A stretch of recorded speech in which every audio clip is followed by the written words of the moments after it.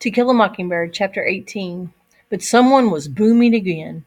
Mayella Violet Ewell.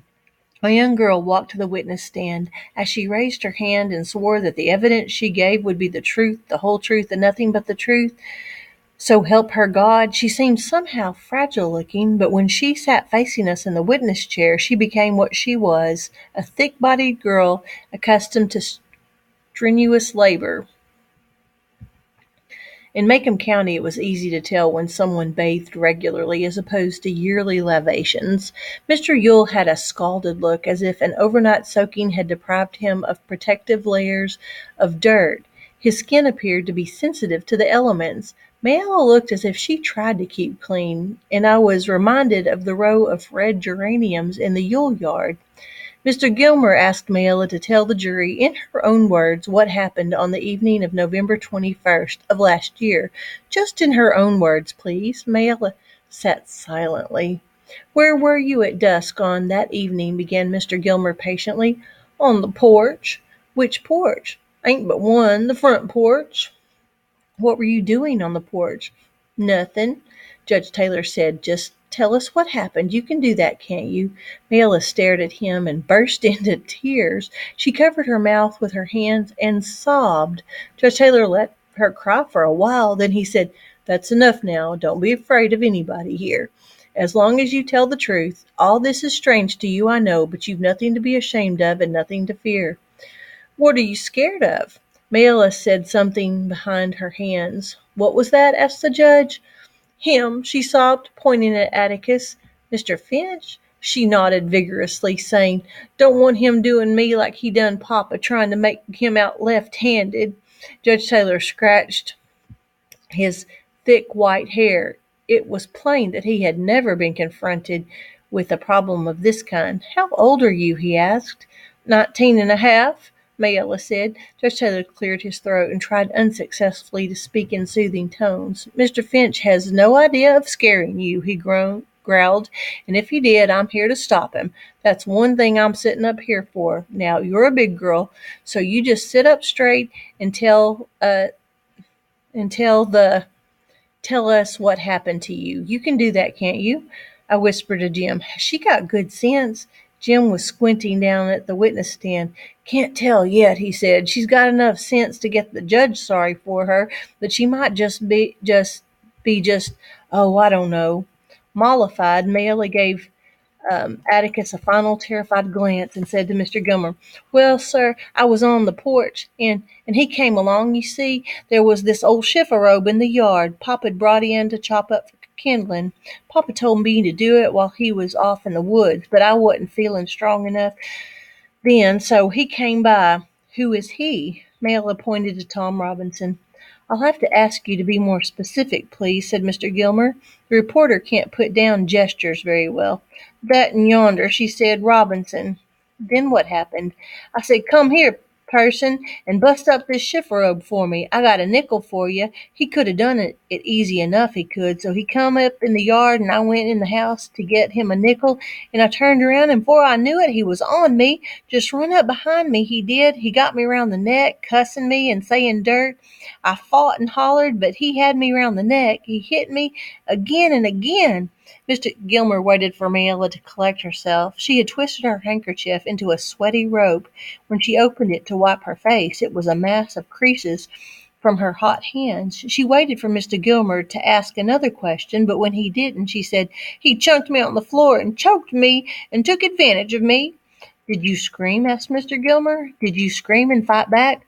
"Reckon I did. Hollered for all I was worth. Kicked and hollered loud as I could." "Then what happened?" "I don't remember too good, but next thing I knew, Papa was in the room a-standing over me, hollering, 'Who done it? Who done it?' Then I sort of fainted, and the next thing I knew, Mr. Tate was pulling me off of the floor and leading me to the water bucket." Apparently Mayella's recital had given her confidence, but it was not her father's brash kind. There was something stealthy about hers, like a steady-eyed cat with a twitchy tail. You say you fought him off as hard as you could, fought him tooth and nail?" asked Mr. Gilmer. "I positively did," Mayella echoed her father. "You are positive that he took full advantage of you?" Mayella's face contorted, and I was afraid that she would cry again. Instead, she said, "He done what he was after." Mr. Gilmer called attention to the hot day by wiping his head with his hand. "That's all for the time being," he said pleasantly, "but you stay there. I expect big bad Mr. Finch had some questions to ask you." "State will not prejudice the witness against the counsel for the defense," murmured Judge Taylor primly, "at least not at this time." Atticus got up, grinning, but instead of walking to the witness stand, he opened his coat and hooked his thumbs in his vest. Then he walked slowly across the room to the windows. He looked out, but didn't seem especially interested in what he saw. Then he turned and strolled back to the witness stand. From long years of experience, I could tell he was trying to come to a decision about something. "Miss Mayella," he said, smiling, "I won't try to scare you for a while. Not yet. Let's just get acquainted. How old are you?" "Said I was 19. Said it to the judge yonder." Mayella jerked her head resentfully at the bench. So you did, ma'am." "You'll have to bear with me, Miss Mayella. I'm getting along and can't remember as well as I used to. I might ask you things you've already said before, but you'll have to give me an answer, won't you?" "Good." I could see nothing in Mayella's expression to justify Atticus's assumption that he had secured her wholehearted cooperation. She was looking at him furiously. "Won't answer a word you say as long as you keep mocking me," she said. "Ma'am?" asked Atticus, startled. "Long as you keep making fun of me." Judge Taylor said, "Mr. Finch is not making fun of you. What's the matter with you?" Mayella looked from under lowered eyelids at Atticus, but she said to the judge, "Long as he keeps on calling me ma'am and saying Miss Mayella, I don't have to take his sass. I ain't called upon to take it." Atticus resumed his stroll to the windows and let Judge Taylor handle this one. Judge Taylor was not the kind of figure that ever evoked pity, but I did feel a pang for him as he tried to explain. "That's just Mr. Finch's way," he told Mayella. "We've done business in this court for years and years, and Mr. Finch is always courteous to everybody. He's not trying to mock you. He's trying to be polite. That's just his way." The judge leaned back. "Atticus, let's get on with these proceedings and let the record show that the witness has not been sassed her views to the contrary." I wondered if anybody had ever called her ma'am or Miss Mayella in her life. Probably not, as she took offense to routine courtesy. What on earth was her life like? I soon found out. "You say you're 19, Atticus resumed. "How many sisters and brothers have you?" He walked from the windows back to the stand. "Seb'm," she said, and I wondered if they were all like the specimen I had seen the first day I started to school. Remember Cootie Boy Yule Burris? "You the eldest?" "The oldest." "Yes." "How long has your mother been dead?" "Don't know. A long time." "Did you ever go to school?" "Read and write as good as Papa yonder." Mayella sounded like a Mr. Jingle in a book I had been reading. "How long did you go to school?" 2 year, 3 year, dunno." Slowly but surely I began to see the pattern of Atticus's questions. From questions that Mr. Gilmer did not deem sufficiently irrelevant or immaterial to object to, Atticus was quietly building up before the jury a picture of the Yules' home life. The jury learned the following things. The relief check was far from enough to feed the family. There was strong suspicion that Papa drank it up anyway. He sometimes went off in the swamp for days and came home sick. The weather was seldom cold enough to require shoes, but when it was, you could make dandy ones from strips of old tires. The family hauled its water in buckets from a spring that ran out at one end of the dump. They kept the surrounding area clear of trash, and it was everybody for himself as far as keeping clean went.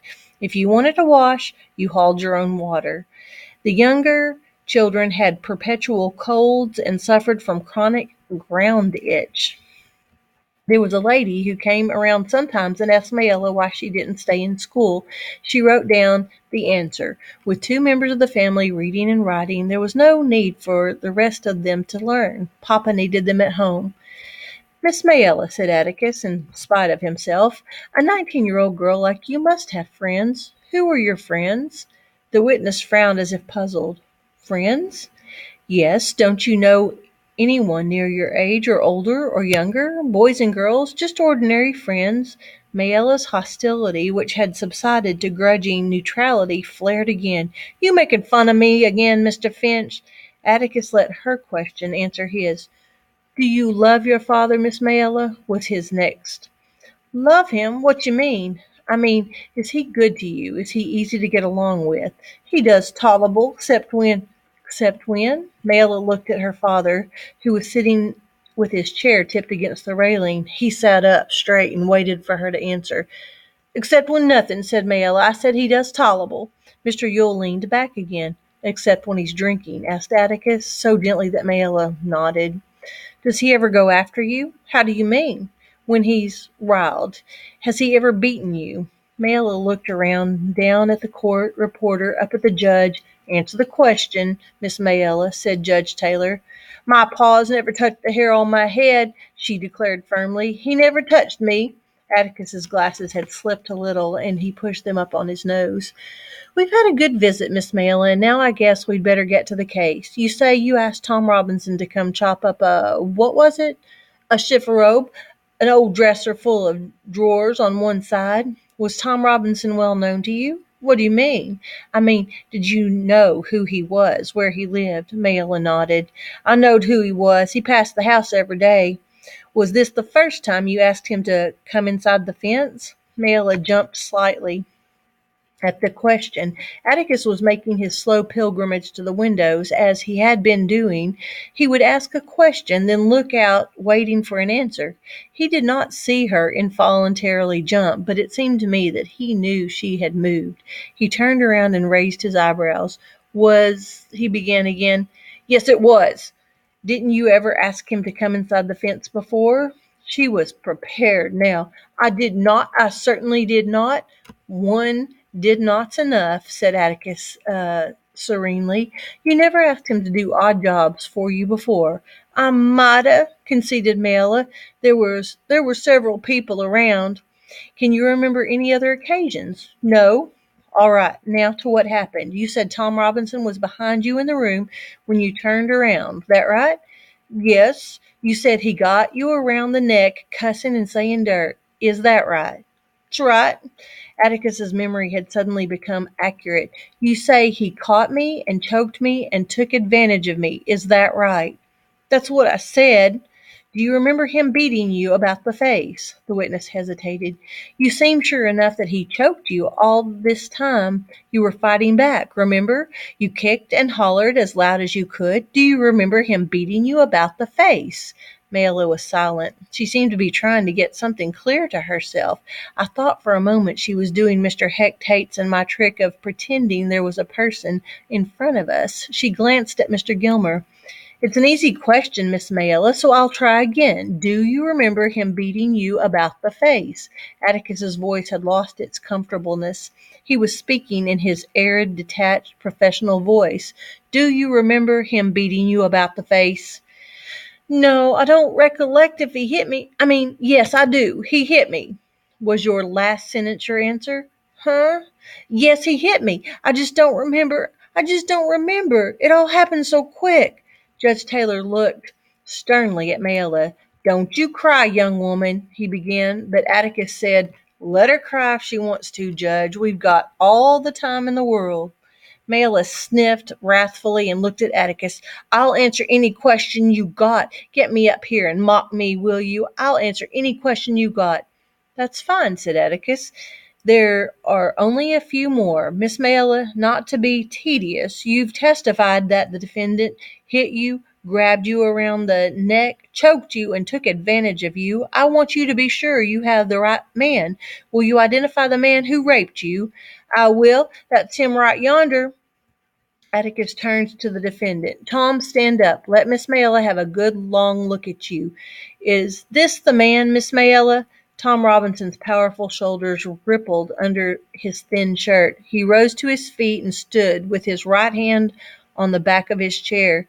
He looked oddly off balance, but it was not from the way he was standing. His left arm was fully 12 inches shorter than his right, and hung dead at his side. It ended in a small shriveled hand, and from as far away as the balcony I could see that it was no use to him.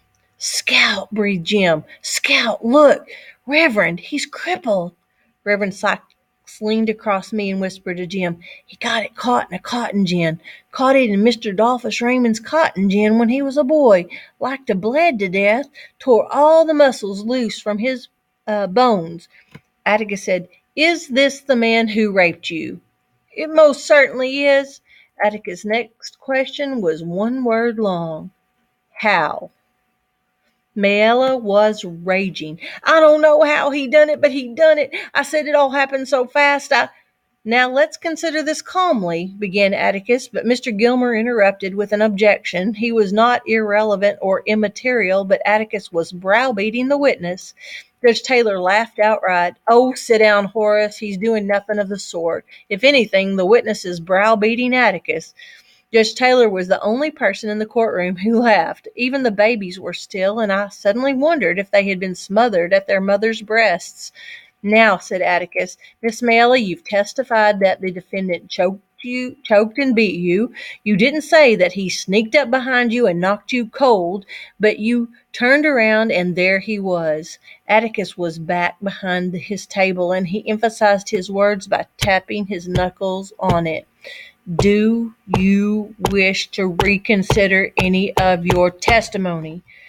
"You want me to say something that didn't happen?" "No, ma'am, I want you to say something that did happen. Tell us once more, please, what happened." "I told you what happened. You testified that you turned around and there he was. He choked you then?" "Yes." "Then he released your throat and hit you?" "I said he did." "He blacked your left eye with his right fist?" I ducked and it glanced. I glanced. That's what it did. I ducked and it glanced off." Mayella had finally seen the light. "You were becoming suddenly clear on this point. A while ago you couldn't remember too well, could you?" "I said he hit me." "All right. He choked you, he hit you, then he raped you. That right?"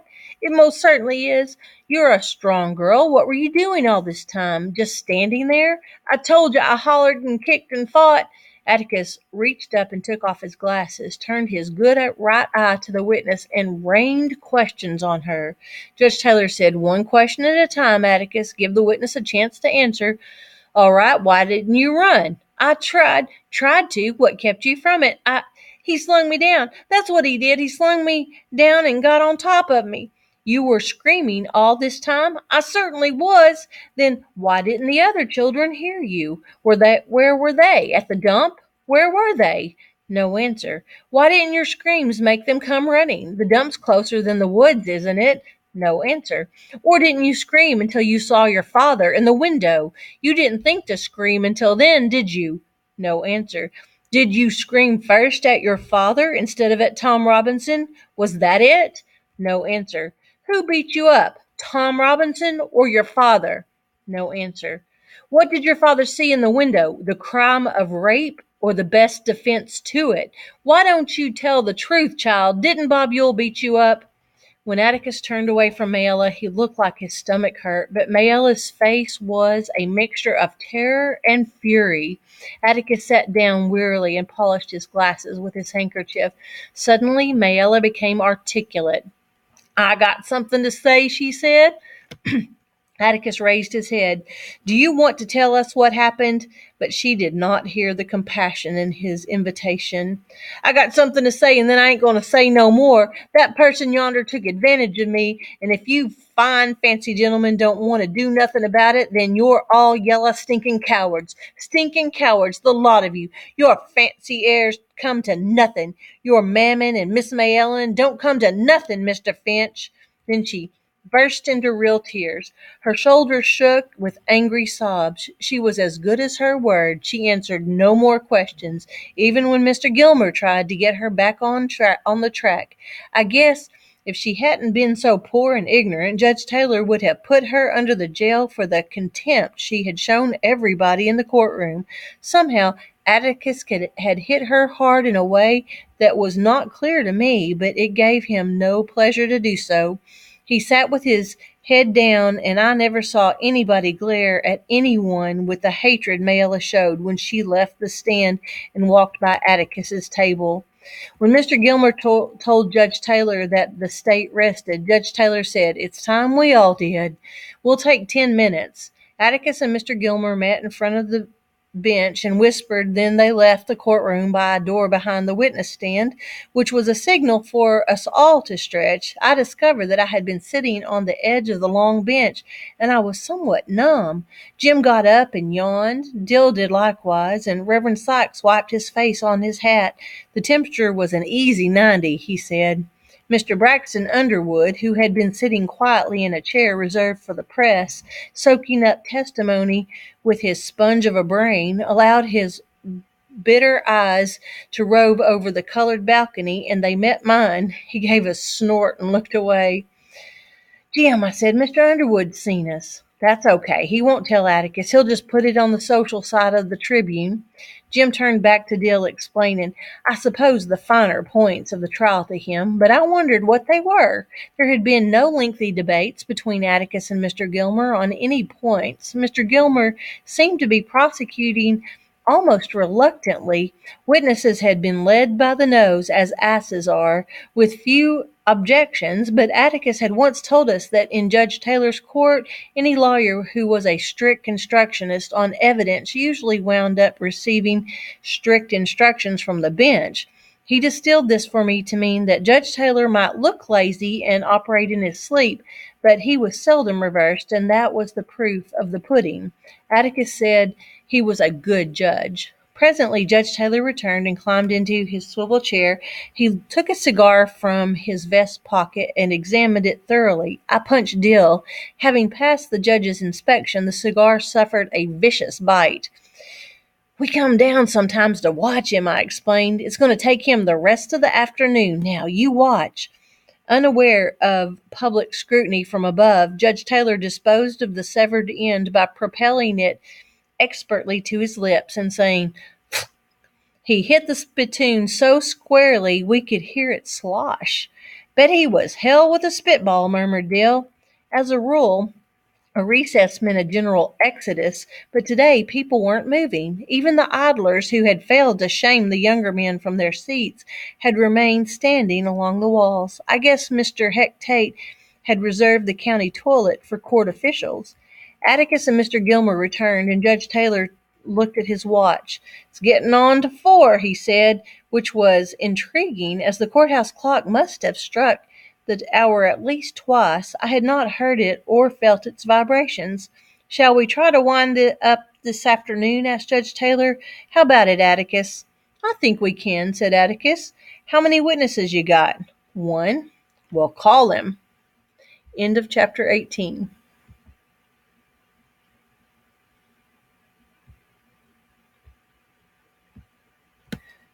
Goodbye.